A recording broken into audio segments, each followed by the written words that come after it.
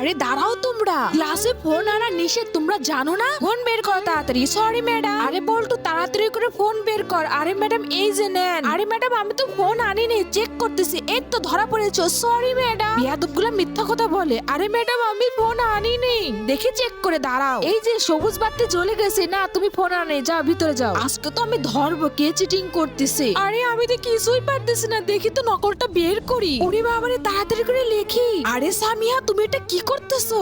এই বেয়াদব মেয়ে কোথাকার, তুমি চিটিং করতেছো?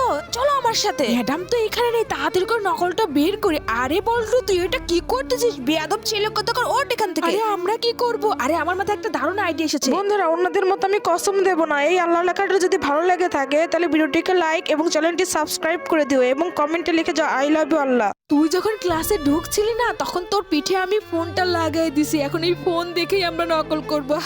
ম্যাডাম বুঝতেও পারবে না। আরে ওরা